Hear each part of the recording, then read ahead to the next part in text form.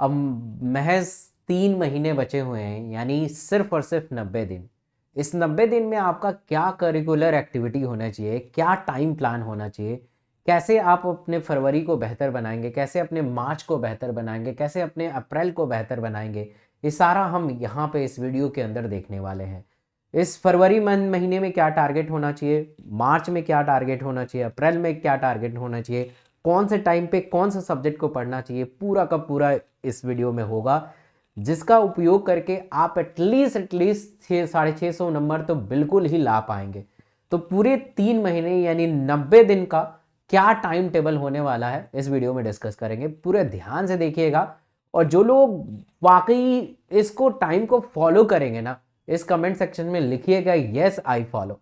अगर आपने फॉलो कर दिया तो आपके 650 नंबर आके ही रहेंगे, इसमें कोई भी शक नहीं है। अगर आप इस टाइम टेबल को फॉलो नहीं करेंगे तो आप स्किप कर दीजिएगा इस वीडियो को छोड़ दीजिएगा, आपके लिए नहीं है ये। अगर आप इस वाकई इस फॉलो करेंगे इस टाइम टेबल को, इस पूरे शेड्यूल को और इस पूरे स्ट्रैटेजी को, तो मैं दावे के साथ कहूँगा कि आप 650 नंबर लेके आएंगे ही लाएंगे। क्योंकि मैं भी आपके जैसे नीट का एस्पिरेंट रहा करता था, और मेरे अंदर भी ऐसे उलझने होती थी। जब हम बहुत नज़दीक आते हैं किसी एग्ज़ाम के तो ऐसा लगता है कि कुछ याद ही नहीं है, ऐसा लग रहा था, ऐसा लगता है कि मेरे यार 650 भी नंबर नहीं आएंगे। ऐसा लगता है कि अब तो ड्रीम मेडिकल कॉलेज तो भूल ही जाओ, कोई ना कोई एक सस्ता मेडिकल कॉलेज मिल जाए, गवर्नमेंट मेडिकल कॉलेज मिल जाए जिससे हम एमबीबीएस कर लें। ऐसे थॉट, ऐसे विचार आते हैं। तो आपके विचार हमारे विचार से बिल्कुल मैच खाते हैं, क्योंकि मैंने आपके फेस को अनुभव किया है, और आज मैं सारा बताऊंगा, वो 10 साल का अनुभव पूरा बताने वाला हूँ महज 5 मिनट में। तो फरवरी में आपका टारगेट ये होना चाहिए कि आप पूरे के पूरे अपने कोर्स को खत्म कर दीजिए। फरवरी से आपको मार्च तक नहीं जाना है। अब आपके बहुत सारे ऑनलाइन ऑफलाइन इंस्टीट्यूट होंगे जहाँ पे अभी कोर्स चल रहा होगा, या अपने टीचर से आपने बात किया होगा जहाँ पे वो कह रहे होंगे कि मार्च में मिड मार्च में आपका कोर्स खत्म होगा। तो ये गलत है, क्योंकि आइडियली अगर आप किसी भी एग्जाम को पास करना चाहते हैं, भारत के किसी भी कॉम्पिटिटिव एग्जाम को पास करना चाहते हैं, तो उसके पहले मतलब एग्जाम डेट के एटलीस्ट 2 महीने पहले यानी 60 दिन पहले आपका एग्जाम, आपका पूरा कोर्स 1 या 2 बार खत्म होना चाहिए, जिससे आप 60 दिनों में बहुत अच्छे अच्छे तरीके से रिवीजन कर सकते हैं, फास्ट रिवीजन कर सकते हैं, बहुत सारे क्वेश्चन प्रैक्टिस कर सकते हैं, और अपने परफॉर्मेंस को बहुत अच्छे से इन्हांस कर सकते हैं। तो आप टारगेट बनाइए, क्योंकि आप सफ़र करने वाले हैं, कोई भी इंस्टीट्यूट सफ़र करने वाला नहीं है, कोई ऑफलाइन ऑनलाइन इंस्टीट्यूट सफ़र नहीं करेगा, उनके बिजनेस चलते रहेंगे, बट आप सफ़र कर सकते हैं। आपका सिलेक्शन नहीं होगा तो आपके परिवार सफ़र करेंगे, आप सफ़र करेंगे। तो आप टारगेट बनाइए कि मुझे कैसे भी,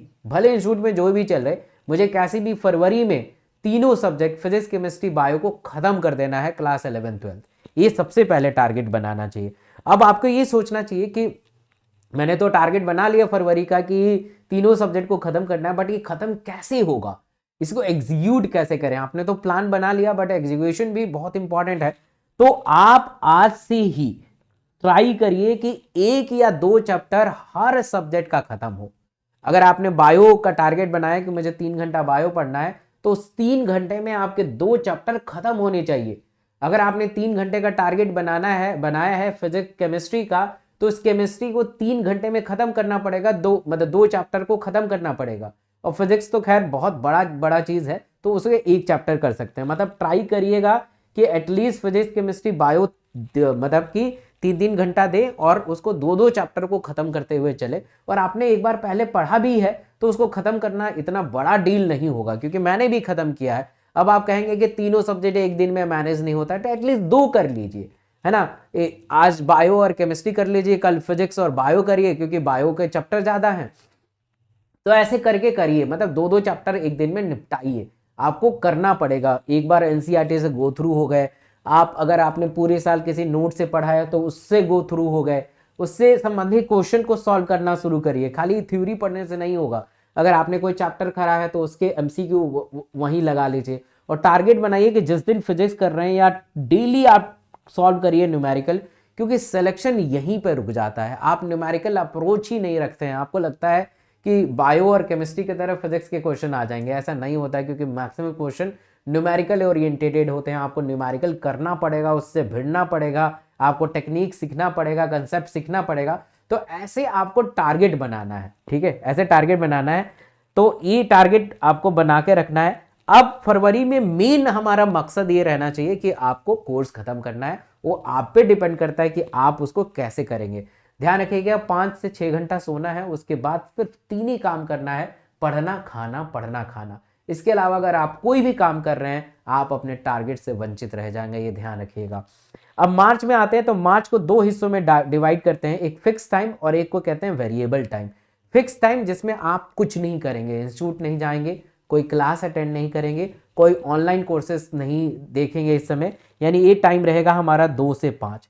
ये 2 से 5 इसलिए 60 दिन पहले करना पड़ेगा, मार्च से ही स्टार्ट करना पड़ेगा, 1 मार्च से ही स्टार्ट करना पड़ेगा, क्योंकि आपके ब्रेन को, आपके सारे ऑर्गन को ये पता लग जाए कि ये 2 से 5 न्यूमेरिक मतलब कि बैठ के टेस्ट देता है, 2 से 5 बैठ के मतलब अपने ब्रेन से बहुत सारे चीज को रिकॉल करने की कोशिश करता है, ताकि आपकी बॉडी हैबिचुअल हो जाए। जब आप एग्जाम देने बैठे 7 मई को, तो ऐसा कभी ना लगे, आपके हाथ ना कांपे, आपको नींद ना आए, बहुत सारे फैक्टर होते हैं। मैंने तो बहुत सारे ऐसे एग्जाम्पल देखे हैं, जैसे बच्चों को बहुत सारा चीज आता है, उनके फिजिक्स केमिस्ट्री बायो बहुत अच्छा रहता है, बट परफॉर्मेंस डिक्लाइन हो जाती है, उस समय वो घबरा जाते हैं, बीमार पड़ जाते हैं, टेंशन में आ जाते हैं। ये इसलिए होता है क्योंकि आप 60 दिन पहले अपने ब्रेन को, अपने शरीर को उसके जैसा एडेप्टिव नहीं बना पाते हैं। तो make a adaptive like this कि आप 2 से 5 को फिक्स रखेंगे। एक OMR शीट गूगल से डाउनलोड कर लीजिए सिंपल तरीके से, और उसको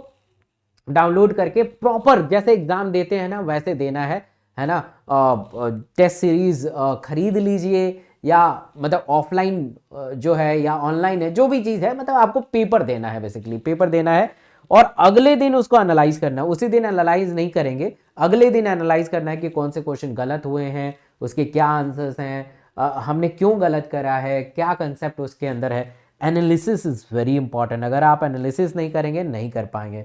तो बेसिकली हम पूरे वीक में 3 टेस्ट प्लान कर सकते हैं और 3 एनालिसिस कर सकते हैं। बाकी वेरिएबल टाइम है, ये आपके ऊपर छोड़ देता हूँ, जिसमें आप रिवीजन करेंगे अपने सब्जेक्ट को। रिवीजन का प्लान मैं दूसरे वीडियो में बताऊंगा कि कैसे आप रिवीजन का प्लान सेट कर सकते हैं, है ना, कि बायो को रिवाइज करना है, फिजिक्स को रिवाइज करना है, केमिस्ट्री को रिवाइज करना है। तो रिवीजन एक ही बार में सब नहीं कर सकते हैं, बारी बारी से। जैसे मान लीजिए कि आपने आज 5 चैप्टर को रिवाइज किया, फिर ऐसे रिवीजन का प्लान कर सकते हैं। तो ये वेरिएबल टाइम है, ये आप पे छोड़ देता हूँ, क्योंकि आपके अलग अलग टाइम क्षेत्र हैं, इसमें क्लासेस का टाइम हो सकता है, बट इस टाइम को एकदम फिक्स करना है।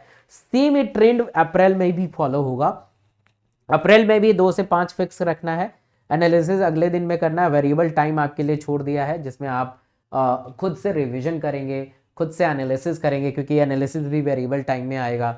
बहुत बार रिवीजन करेंगे, जो चीज़ें आपको नहीं आती है उसको सीखेंगे, क्लास अटेंड करेंगे, ये सारा चीज़ इसमें आएगा। तो इस पैटर्न पे आपको काम करना है। अब ये पूरे 3 महीने आपको इस पैटर्न पे काम करना है। इस पैटर्न पे अगर आपने काम कर लिया और इस टेक्निक को काम कर लिया, ये बहुत आसान टेक्निक है, बहुत लंबा चौड़ा टेक्निक नहीं है, और ये ट्राई करिए, बहुत अच्छा आप करेंगे। Thank you so much.